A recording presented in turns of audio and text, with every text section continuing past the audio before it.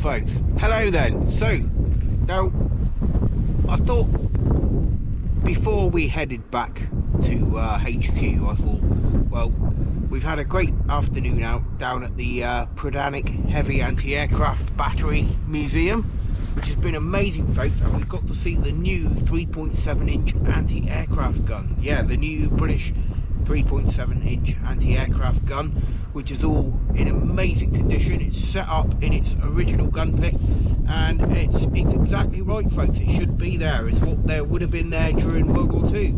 So I'm probably going to be fighting the wind a bit, so I'll just show you where I am and what I'm doing in a minute. So right then, so we're out on the bike again. I've got to hold the camera close because obviously I've got quite a strong wind and I don't want to interrupt.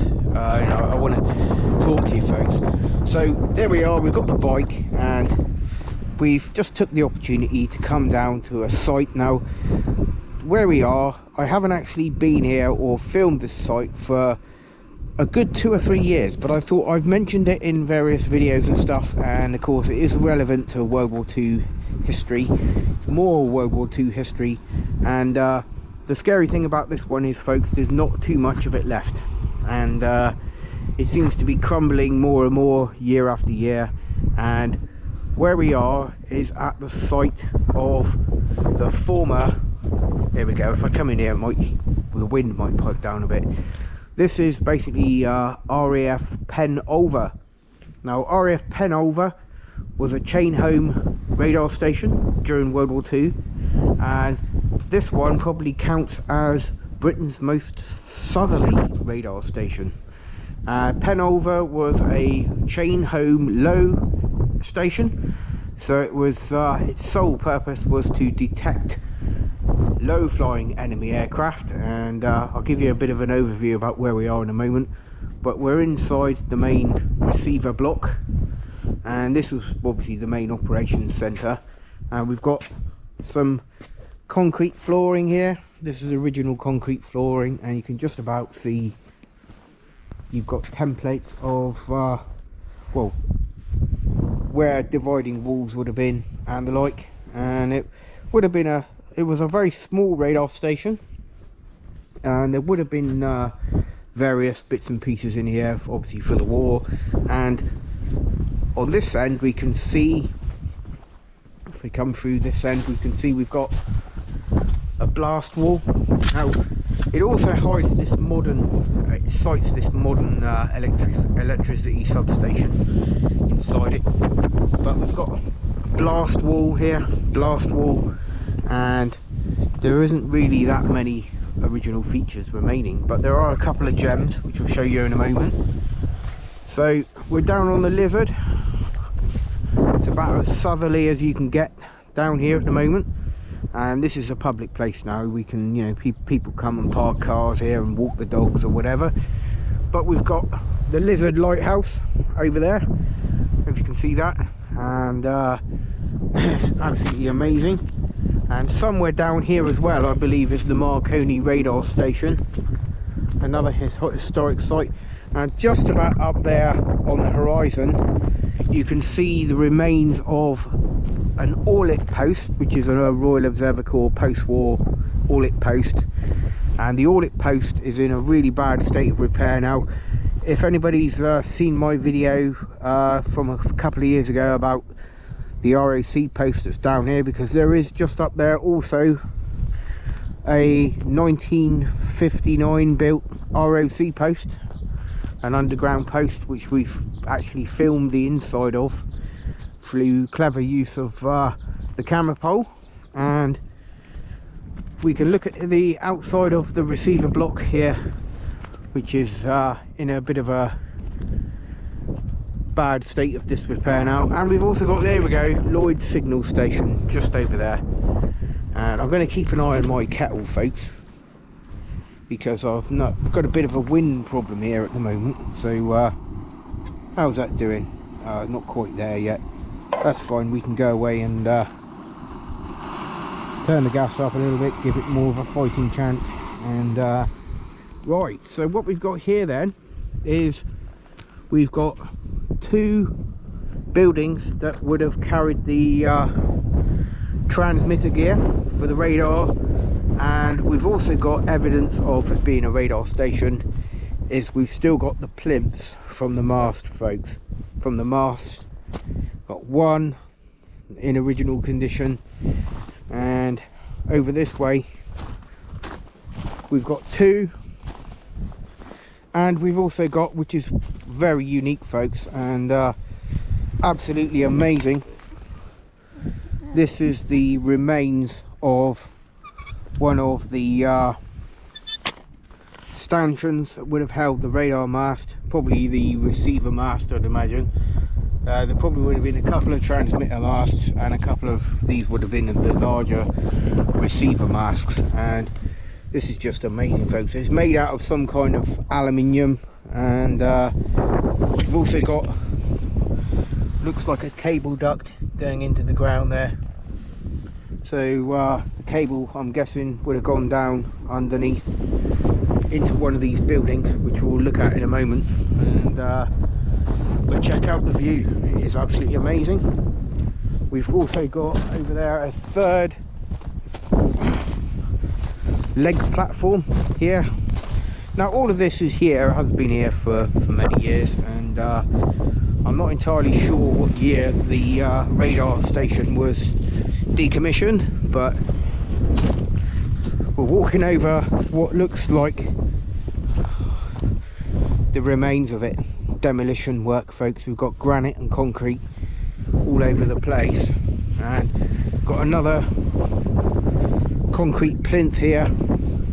Now I did feature this video in a video a very long time ago, but it's actually probably wasn't very good. I'm going back to the days before I had better camera equipment when I first started, and I'm being careful here because it is a bit hazardous, but from memory I can see that we've also got very overgrown here, folks. I'm not sure if I'll be able to show you, but we've got inside the now I think these were housing lots of electrical equipment, like a transformer and the like, and a window, and it's got these bars on it here. This is basically to keep people out, which I don't really see how that would work, because obviously it's a very small building. There really isn't very much over here at all, and you've pretty much got that one there, which is a carbon copy of this basically. So these were the two housings for the transformer and other electrical equipment, and it is a bit hazardous. I'm going to carefully make my way back over to this base. I'm guessing this one was possibly a third building, just like that one, and another cable duct going down into the ground there, which you can see quite easily, and another hut base over here. So it would have been a cluster of small buildings for various radar equipment. 1, 2, 3, 4 in total, and only 2 of them are surviving at the moment. And this ground here, I'm guessing, is where the transmitter masts would have been, and the receiver masts, a bit like a kind of a scaled down version of the Eiffel Tower, that sort of thing. And yeah, so time to go back to the bike and find out how we're getting on with our hot beverage. Now when I came out of the museum, yeah, it's slow going, folks, it's the wind.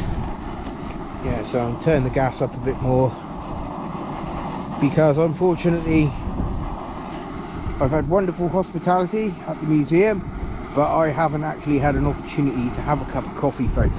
So I thought, well, before I turn around and head for home, we're approximately 2 miles from the site of the museum, so I thought, well, come down here and do a refresher vid on this, folks, because it is a bit significant. being the most southerly chain home radar station in Britain. And there's also something else here as well. It's this large concrete plinth. Not entirely sure what this would have been. Possibly would have been something to do with more transmitter or receiver equipment for the radar system. But yeah, the ground is very wonky and uneven. And if we go around back to the outside of the entrance there, we've still got the blast wall, and we've got our main entrance into the receiver block. And the brickwork is in really good condition, to be honest with you. And I think we're going to leave the observer corps post for another day, folks, because obviously getting on a bit in the day now, and I need coffee, folks. I need coffee, so I'm going to get some, and hopefully we'll have a bit more progress. Yeah, that's encouraging, folks. I can see steam, so I can see steam basically means hopefully we're on the way, and we're closer to having a coffee. Great. Well, I hope you've enjoyed this quick look round of this radar site. This is Britain's most southerly chain home radar station, a World War II radar station, and literally within a very short distance of being right on the Lizard Point.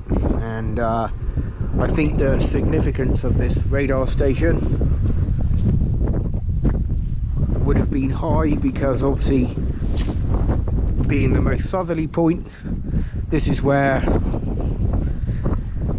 probably the first traces of enemy aircraft would have been detected coming into this particular part of the south coast, southern England. And of course, you know, it's at the time in 1940, obviously the Germans would have had captured French airfields in Cherbourg and other places right the way along the French coast, and they would have been able to easily reach us in Cornwall, and they often did.